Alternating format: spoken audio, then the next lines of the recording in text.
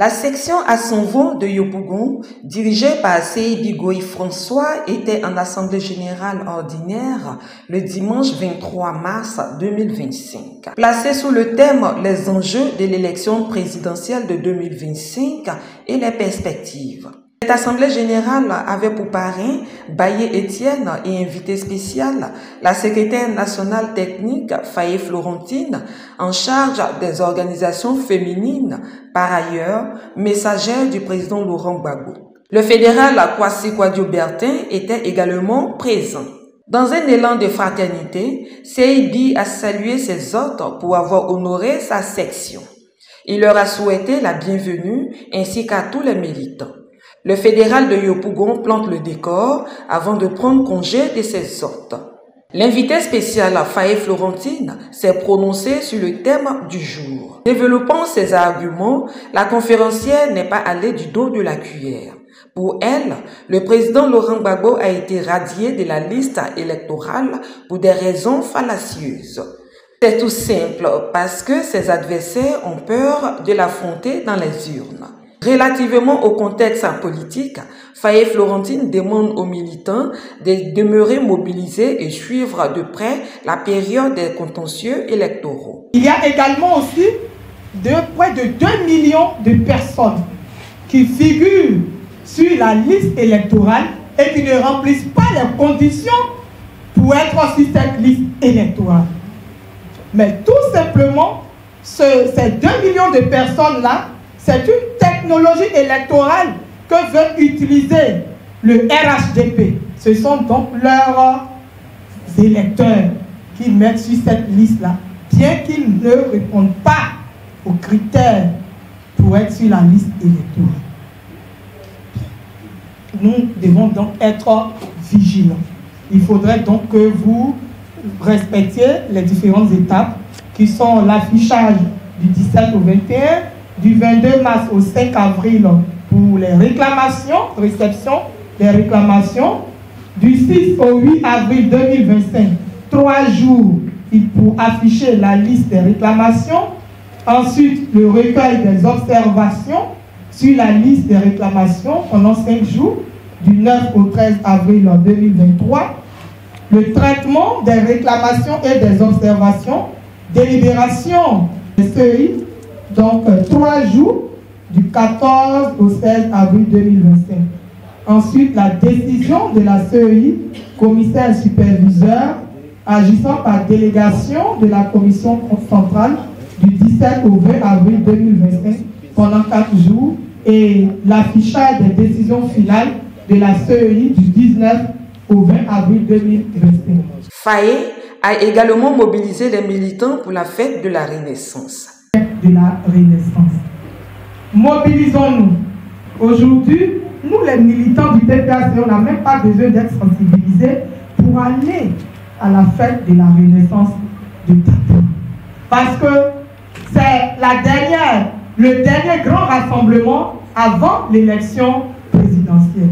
Et donc le président Laurent Gbagbo a un message fort à faire passer. Ce rassemblement que nous allons faire à Dabou ne doit pas être un simple rassemblement de militants. Ça doit être un acte politique fort qui doit montrer notre résilience, notre détermination pour aller de l'avant. Alors, camarades, la direction du parti m'a chargé, en venant ici, de vous demander de faire passer le message auprès de votre, auprès de vos proches, de vos voisins, des sympathisants et des non-sympathisants, pour les amener à venir massivement à Dabou pour écouter le président Laurent Gbagbo. Et notre mobilisation ce jour ne doit pas être une démonstration de force simplement, mais plutôt une démonstration de puissance. À la fin de son exposé, s'est ouvert une série d'échanges qui a permis aux militants de mieux comprendre. Le camarade Baye Henry, quant à lui, s'est dit satisfait de cette conférence et encourage les militants à continuer le travail et promet les accompagner. Au terme de cette conférence, La conférencière et le parrain se confient à la presse. Le premier enjeu pour nous, militants du PPACI, c'est la réhabilitation du président Laurent Gbagbo. Parce qu'en 2010, le président Laurent Gbagbo a gagné les élections présidentielles. Il a été pouqué par la France sarkozienne et s'est retrouvé à la CPI. À la suite, il a vaincu la CPI, il est revenu en Côte d'Ivoire et il est candidat à l'élection présidentielle. Pour le réhabiliter, le devoir donc, du militant du PPACI est d'œuvrer donc à son retour au pouvoir. Deuxième chose, c'est pour le militant du PPACI, il faut absolument transformer cette victoire judiciaire en une victoire politique par le même résultat qu'est le repositionnement du président Laurent Gbagbo à la tête de l'État de Côte d'Ivoire. Troisième élément, c'est que le président Laurent Gbagbo a un programme ambitieux, un projet de société ambitieux résumé en 10 points qu'on appelle les 10 piliers de la Renaissance. Alors, pour l'application de ces 10 piliers de la Renaissance, qui sera pour le bien-être de la population ivoirienne et du peuple ivoirien, il faudrait donc que le militant du PPACI œuvre pour la victoire finale du président Laurent Gbagbo en 2025. C'est ce que nous avons développé et nous leur avons prodigué des conseils pour qu'ils puissent aller de l'avant et qu'ils ne se doutent de rien. Le président Laurent Gbagbo sera bel et bien candidat à l'élection présidentielle d'octobre 2025. Le PPACI a choisi la voie de la paix, les voies pacifiques pour son combat. Et donc, les militants devront rester, en tout cas, mobilisés, sensibilisés dans cette voie et être à l'écoute de la direction du parti. Voilà un peu ce qu'on peut retenir vraiment globalement de cette cérémonie, avec toutes les félicitations que nous exprimons au secrétaire de la section.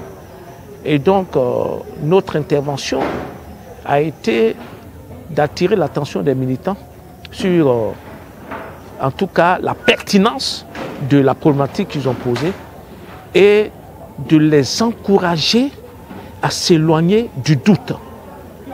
De les encourager à s'éloigner du doute, parce que le pire ennemi dans un combat, c'est le doute. Ce n'est pas l'adversaire, c'est le doute. Et donc, c'est ça le message. Et nous pensons que les militants nous ont vraiment écoutés dans ce sens-là. Nous ont écoutés dans ce sens et il leur a été donné, en tout cas, le conseil de suivre la procédure légale qui est actuellement en cours, que de s'assurer que tout le monde est sur la liste électorale, d'abord soi-même, ses proches, etc., et de suivre cela. Et chacun doit faire sa part. Seybi Goï, le secrétaire général de la section, ne cache pas sa joie. Il faut dire que nous avons déjà chargé un convoi de 35 places. Donc nous sommes en train de charger encore un deuxième convoi. Nous avons déjà confectionné des t-shirts à l'image de notre section avec les gadgets, à l'image aussi de la fête de la Renaissance, tout. En tout cas, nous sommes prêts. Nous sommes prêts à envahir Dabou. 2025, là, ce n'est pas une année comme les autres. Donc c'est pour cela.